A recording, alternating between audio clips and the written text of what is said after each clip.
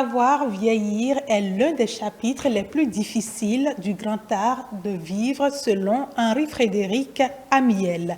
Le vieillissement en tant que conséquence du temps qui passe est un phénomène obligatoire et inéluctable. Toutefois, plusieurs travaux de recherche ont montré que chacun d'entre nous a en lui des ressources insoupçonnées pour influencer le vieillissement ou la longévité. Comment retarder le vieillissement cellulaire en adoptant de bons comportements, surtout sur le plan nutritionnel? Nous en parlons avec Rodrigue Agbangla, consultant en nutrition thérapeutique et spécialiste des stratégies de prévention sanitaire et de prévention de maladies chroniques. Merci de votre fidélité, M. Agbangla, à cette émission. Merci beaucoup, madame. Bienvenue à toutes et à tous. Je rappelle qu'avec vous, il y a quelques semaines, nous avons parlé de ce qu'il faut privilégier en matière de l'alimentation chez les personnes âgées, en essayant de comprendre les besoins nutritionnels, c'est quoi le vieillissement. Rappelez-nous un peu le processus.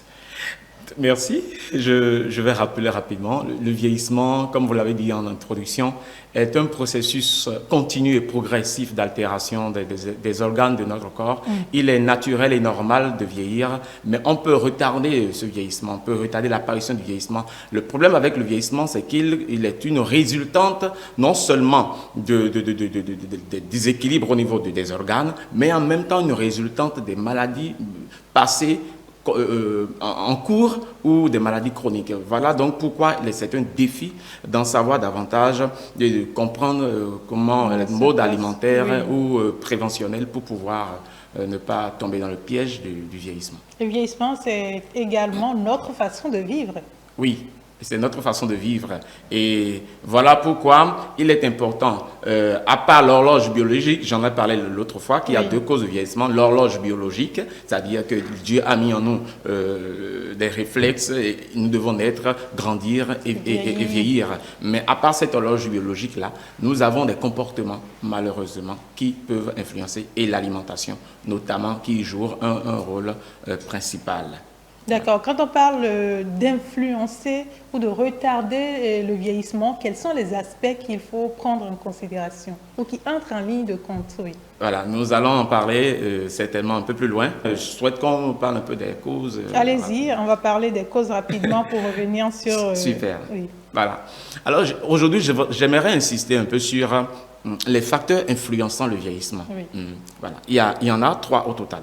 Il y a les facteurs génétiques, c'est-à-dire que, c'est ça l'horloge biologique, j'en ai déjà parlé, c'est-à-dire en moi, il y a une horloge qui dit, il y a des cellules par exemple dans mon organisme qui ne se renouvellent pas, comme les cellules cérébrales. Elles ne se renouvellent pas.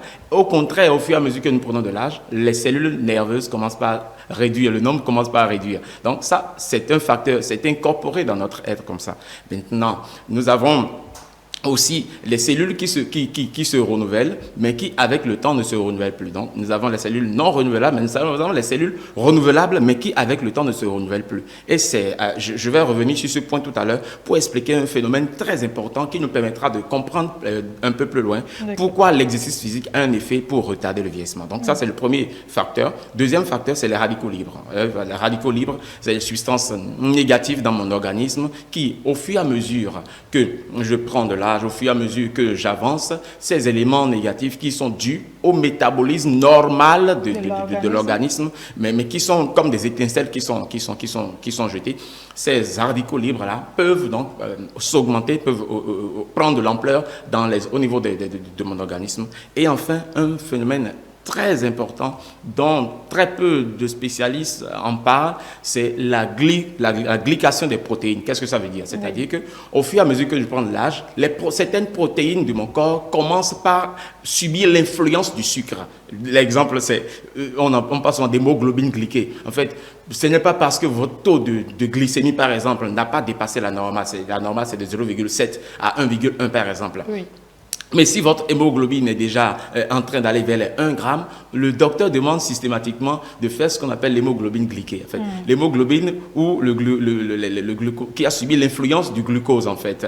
Ce paramètre biochimique permet déjà d'entrevoir ce qu'on appelle une résistance à l'insuline dans l'organisme et qui est déjà un paramètre qui permet d'apprécier le vieillissement. Aujourd'hui, on arrive à faire un comparatif entre le vieillissement des organes et la survenue, par exemple, c'est-à-dire la difficulté de l'organisme à métaboliser le sucre. Quand l'organisme commence par avoir des difficultés à métaboliser le sucre, en même temps a déjà démarré dans votre organisme le processus de vieillissement, qu'on appelle en termes un peu plus techniques, glycation des protéines. Et j'ai dit que j'allais revenir rapidement sur, ça c'est les 3 facteurs, mais j'allais revenir sur un facteur au niveau des facteurs génétiques. C'est au niveau de l'ADN. En fait, au niveau des cellules non renouvelables, on ne peut rien faire. Elles meurent avec le temps et bon, c'est Dieu seul qui est l'auteur de cela. Mais au niveau des cellules renouvelables qui, avec le temps, n'arrivent plus à se renouveler correctement, le problème se situe au niveau de l'ADN des cellules. C'est-à-dire dans nos cellules, nous avons les molécules d'ADN, les chromosomes, et nous en avons 23 paires de chromosomes. À la tête de chaque chromosome, nous avons un petit... le bout donc de l'ADN, on l'appelle le télomère. La tête des chromosomes s'appelle le télomère. Et lorsque les cellules se renouvellent comme ça, à cause de la division cellulaire, avec le temps, elles perdent le télomère. En fait, une partie de l'ADN commence par être fragilisée. Vous voyez un peu? Et donc, cette fragilisation du télomère fait qu'à un moment donné, ce télomère-là n'existe presque plus. Et c'est à ce niveau-là que vous avez, entre griffes, atteint votre espérance de vie. Bon, c'est une des recherches qui ont montré. Et ces recherches ont permis donc de se rendre compte qu'une part de notre durée de vie est incorporée, est incrustée dans la longueur de la tête de nos chromosomes. Maintenant qu'on a compris comment se passe le vieillissement et tout ça, on sait qu'il y a des facteurs naturels sur lesquels on ne pourrait pas agir. Par contre, il y en a sur lesquels on peut agir. Quelle est la capacité qu'on a d'action sur ces facteurs-là? Voilà, c'est d'ailleurs même pour ça que j'ai expliqué un peu, pour qu'on voit les facteurs sur lesquels on peut agir. On peut agir, les recherches ont montré qu'on peut agir sur la longueur de la tête de nos chromosomes. Donc, un des facteurs, il y a 2 facteurs génétiques, ce facteur-là. On peut agir sur les radicaux libres, vous voyez, sur les éléments négatifs dans mon organisme, et on peut agir sur la difficulté de mon organisme à métaboliser le sucre. Et c'est donc par rapport à cela que j'ai proposé 4 formules pour retarder le vieillissement. Pour retarder le vieillissement. Pas moi seul, mais c'est des recherches qui l'ont montré et on a fait donc ce brainstorming, donc ce résumé-là pour permettre, quels sont les éléments à considérer si je veux retarder le vieillissement dans mon organisme. Premier élément à considérer, c'est la dépuration de l'organisme. Donc, il y a des aliments qui entrent en jeu à ce niveau-là, des aliments qui peuvent servir à la dépuration de l'organisme. J'ai dit qu'au niveau de la dépuration de l'organisme, nous avons des organes émonctoires, le rein, l'intestin, le foie et la peau. Vous voyez, c'est les organes que Dieu a permis qu'ils puissent faire l'épuration de notre organisme. Vous voyez, donc, il faut faire la purification de ces organes, des suppléments diététiques. Les suppléments diététiques ne sont pas des aliments. Au niveau des attitudes, nous avons les aliments, nous avons les suppléments diététiques et nous avons les suppléments vitaminiques. Les aliments, il y en a plusieurs. Il y en a plusieurs. Il y a par exemple la carotte, voyez, il y a l'huile d'olive, il y a l'avocat, il y a le brocoli, il y a l'ail. Il y a l'ail qui est doté, disponible chez nous. Voyez. Tous ces aliments sont dotés donc, de pouvoirs d'anti-vieillissement à cause des antioxydants. On va mieux définir cela tout à l'heure. Mais je les cite rapidement comme ça. L'huile d'olive, riche en oméga 9. L'oméga 3, c'est plutôt l'huile de poisson. Nous avons le céleri, l'épinard. C'est des fruits, des légumes qui ont un pouvoir d'anti-vieillissement un peu plus important, un peu plus prononcé que d'autres. Nous avons les amandes, nous avons les baies, nous avons certains poissons aussi, les poissons de haute mer, comme le maquereau, le thon, le saumon, la sardine. Bon, ça, c'est quelques aliments consommer davantage. Je ne sais pas si j'ai parlé de l'oignon et de l'ail. L'oignon, l'ail sont des aliments qu'on retrouve et qu'on devrait plus consommer car ils ont un pouvoir d'anti-vieillissement. Ça, c'est le premier, les aliments. Oui. Deuxièmement, j'ai parlé de compléments alimentaires. Oui. Compléments alimentaires, on peut les définir. En fait, les compléments alimentaires ne remplacent pas l'alimentation.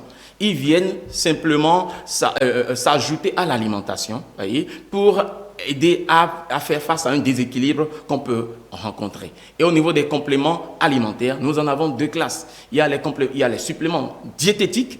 J'explique ce que c'est qu'un supplément diététique. Oui. En fait, c'est des aliments qui sont dans la nature, qui ont un pouvoir antioxydant beaucoup plus puissant que ceux que j'ai cités tout à l'heure. D'accord. Voilà. Ils sont disponibles, ce n'est pas l'homme qui a fabriqué, ils sont disponibles dans la nature, mais leur pouvoir pour compléter l'alimentation et pour détoxiner, pour faire l'épuration de l'organisme est beaucoup plus prononcé. Exemple, l'aloe vera, l'aloès. Beaucoup de personnes connaissent, le Christophe Colomb par exemple, a donné le nom de docteur en pot à la plante aloe vera. C'est l'une des plantes qui a un fort pouvoir de guérison, un fort pouvoir de dépuration de l'organisme. Voyez un peu. Et pour comprendre la dépuration, nous faisons la vidange de nos moteurs, nous faisons la vidange nous faisons l'entretien de nos appareils. L'organisme aussi a besoin périodiquement d'entretien, d'une dépuration, d'une purification. Et tous les aliments ne le font pas. Les aliments vont équilibrer l'alimentation, mais il y a des aliments spécifiques qu'on appelle suppléments diététiques, comme donc, le moringa, comme la spiruline, comme l'aloe vera, j'en ai parlé, la gelée royale. Je parle par exemple de la gelée royale. Vous savez que dans la ruche des abeilles, il y a une classification. Il y a la reine des abeilles, elle est la seule à boire la gelée royale, et il y a les petites abeilles. Et les recherches ont montré que la reine des abeilles, des abeilles, hein, voilà, elle seule qui boit la gelée royale, elle vit plus de 10 ans. Alors que les abeilles, les petites abeilles ne vivent que quelques semaines. Oui. La durée de vie, la gelée royale a un fort pouvoir pour retarder le vieillissement, pour détoxiner l'organisme. Il y en a d'autres. Il y a le moringa qui peut être pris en supplément diététique. Il y a l'huile d'olive qui peut être pris en supplément diététique. Maintenant, il y a les suppléments vitaminiques. C'est différent. Là, c'est une intelligence humaine qui a permis donc de fabriquer, soit par synthèse chimique, soit en prenant des sources naturelles pour synthétiser des types molécules spécifiques, donc des minéraux, des vitamines spécifiques dont la médecine sait déjà qu'ils ont des pouvoirs antioxydants. Par exemple, la vitamine E, la vitamine C, le bêta-carotène qu'on retrouve dans la carotte et autres, c'est le sélénium, l'oméga 3, voyez. Ces nutriments ou vitamines, ces minéraux ou vitamines-là sont très spécifiques, sélectionnés sur mesure, et on en fait donc une synthèse au laboratoire dans le but spécifique d'avoir un effet précis. Voyez un peu, voilà, donc ceux-là doivent être pris avec un bon conseil. Parlant de bons conseils, on sait qu'aujourd'hui, de plus en plus, on entend partout faire la promotion des compléments alimentaires, et des personnes âgées en font une source, un remplacement d'aliments, parce que le matin, quand on mange, on en prend, le soir, on en prend. Est-ce que véritablement, on prend ça de la bonne façon, et est-ce que c'est tous les compléments alimentaires qui sont conseillés d'ailleurs? Merci, c'est une question pertinente et je ne sais pas si cette émission nous permettra d'aller loin, mais je vais quand même essayer de répondre. Déjà, il faut comprendre, parce que c'est un sujet où il y a plusieurs avis qui s'opposent en fait. Il y a plusieurs avis qui s'opposent. Je vais donner des explications pour permettre à chacun de pouvoir comprendre l'importance de prendre des compléments alimentaires. Voyez, je vous donne par exemple quelques chiffres, quelques éléments. Dans l'entreposage par exemple, dans le processus de raffinage de la farine par exemple, il y a le retrait du germe de blé, le germe de la partie extérieure du grain, élimine plus de 80% du magnésium contenu dans la farine. Le traitement de nos viandes élimine plus de 50 à 70% de la teneur en vitamine B6. Des recherches scientifiques. L'entreposage des mandarines, des pamplemousses au froid élimine jusqu'à 50% de la vitamine C.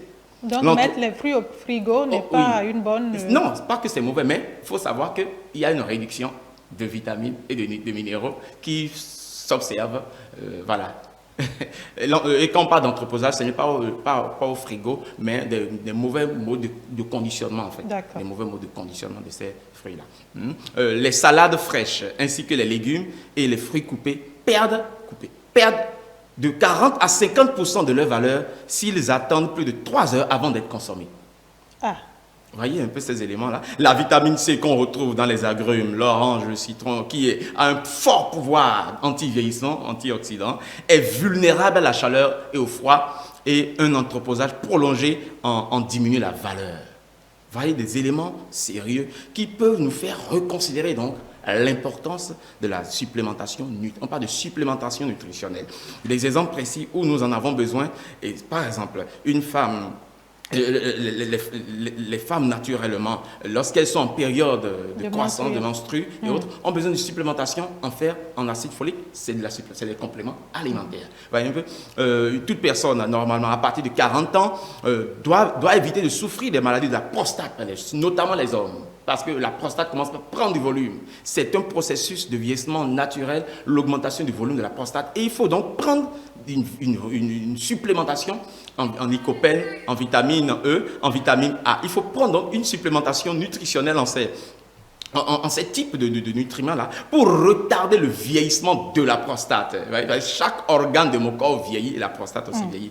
Ces éléments, vous ne les apprendrez pas forcément quand vous êtes malade, mais c'est quand on est en bonne santé qu'il faut avoir ces informations. D'autres éléments, par exemple, qu'on peut citer, toutes les femmes et tous les hommes, par exemple, devaient prendre des supplémentations en oméga 3, parce que l'oméga 3 permet de prévenir les crises cardiaques. Et à partir de 40 ans, le cœur commence, les vaisseaux sanguins, le cœur commence par souffrir des phénomènes du vieillissement et des maladies dégénératives chroniques. Voilà donc ce qui donne raison à l'usage des compléments alimentaires. Cependant, il faut être informé. Il faut être informé, bien informé, afin de bien conseiller, se conseiller soi-même, savoir ce qu'il faut prendre. Ou si nous ne sommes pas bien informés, il faut se rapprocher d'une personne qui s'y connaît, un médecin ou un conseiller en santé. Parce qu'aujourd'hui, cette spécialité n'existe pas, mais nous avons des conseillers en santé.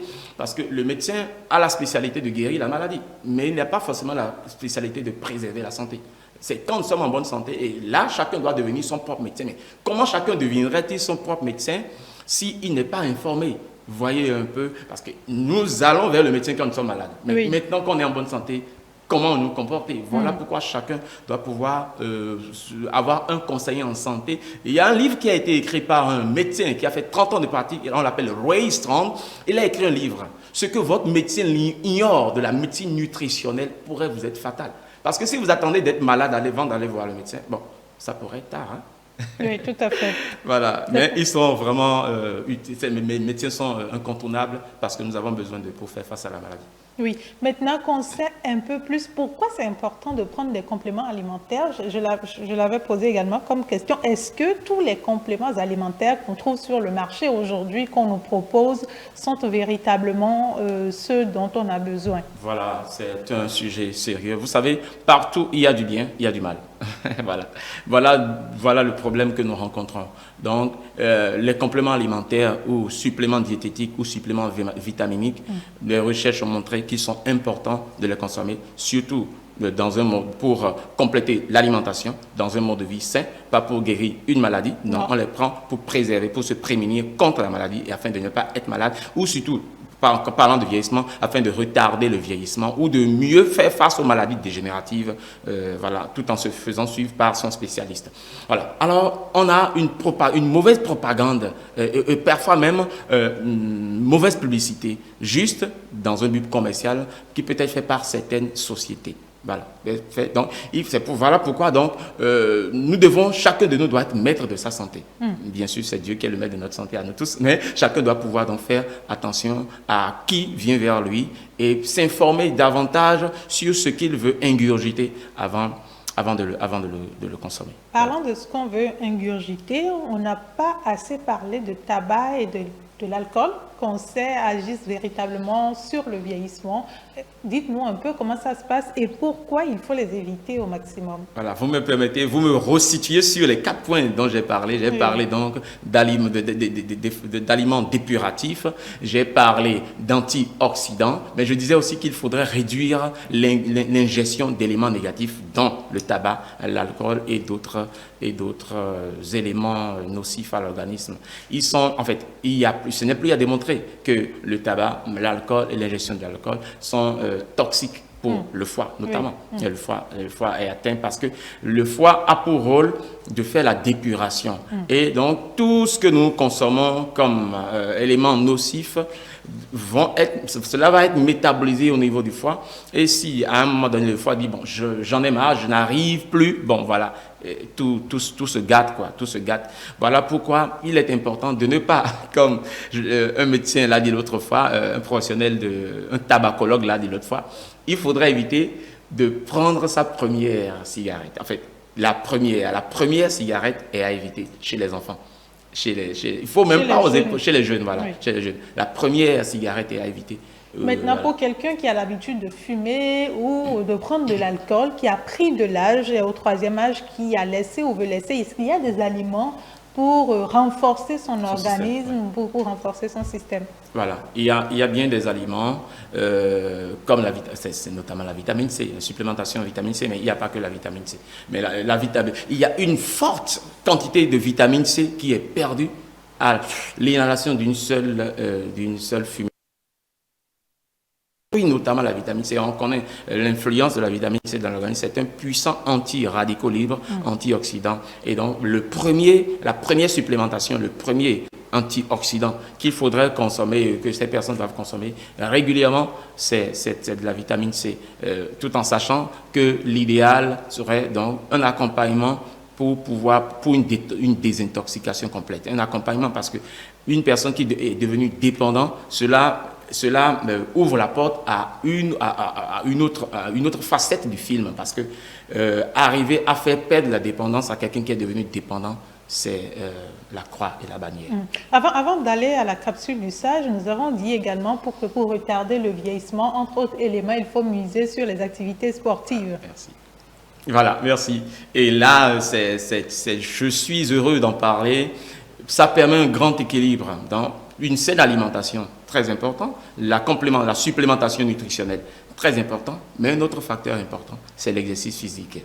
Il est important d'être actif physiquement, pas seulement le week-end, parce qu'on le sait, tout le monde le sait, le sport est important pour la santé. Mais... Et nous, le week-end, samedi, nous sommes le samedi ou le dimanche, nous avons l'habitude, les personnes qui le savent, de se donner 1 heure, 2 heures de sport chaque week-end. Mais c'est important d'arriver à le faire chaque jour. L'OMS a recommandé au moins 30 minutes de marche ou d'exercice physique régulièrement.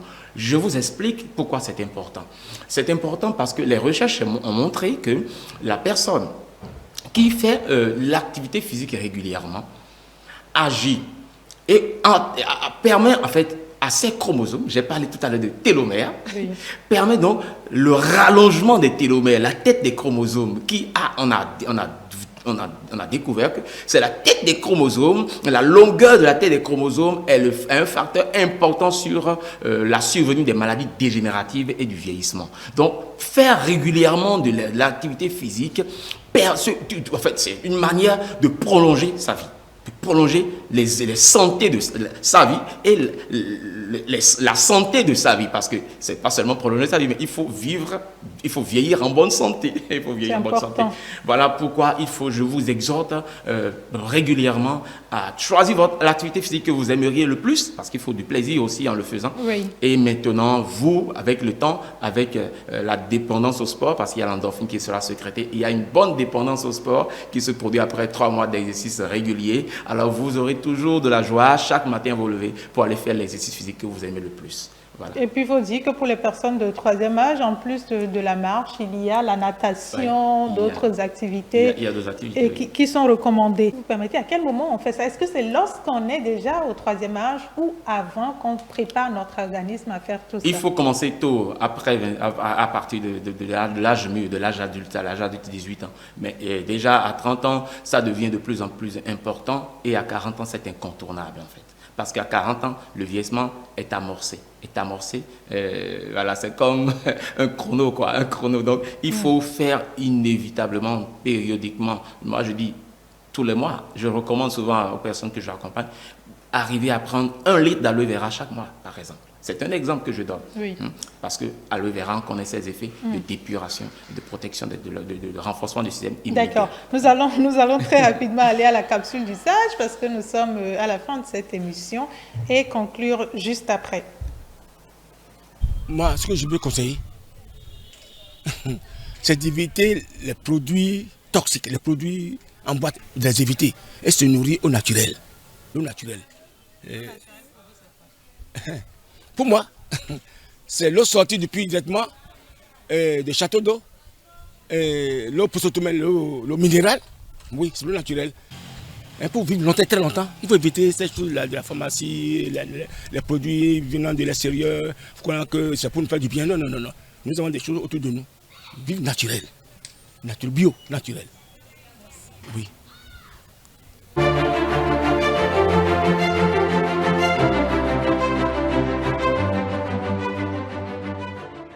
Quelques secondes, Monsieur Agbangla, pour vous prononcer sur les propos de notre personne de 3e âge, la capsule du sage. Oui. Merci. Je suis vraiment heureux des propos du sage. Et souvent, on me demande qu'est-ce qu'il faut finalement retenir. Qu'est-ce qu'il faut retenir? Parce qu'il y a tellement d'éléments négatifs et les éléments positifs, nous en avons peu. Et comment faire? Comment manger? Nous sommes en train progressivement de retourner à l'original. Nous sommes en train progressivement de retourner à l'initial. L'initial, c'est quoi? C'est la manière dont le monde avait été créé. Nous y arriverons. Malgré le développement, malgré l'évolution des technologies, les maladies ont augmenté encore. Nous retournerons tous à l'alimentation. À la nature. Alimentation saine, à la nature. Merci à vous, Rodrigue Agbangla. Vous êtes consultant en nutrition thérapeutique et spécialiste des stratégies de prévention sanitaire et de prévention des maladies chroniques. Il a été question aujourd'hui de comment retarder le vieillissement. Je vous recommande tout au long de cette émission, vous avez vu des capsules également du guide alimentaire de la personne de 3e âge réalisé par le ministère de la Santé et la direction des personnes de 3e âge. Pour tout problème de santé, je le précise, n'oubliez pas, il est très important de passer voir votre médecin. Une saine alimentation est essentielle pour vieillir en santé.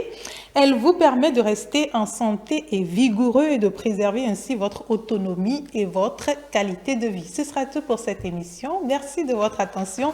Je vous retrouve la semaine prochaine avec le même plaisir.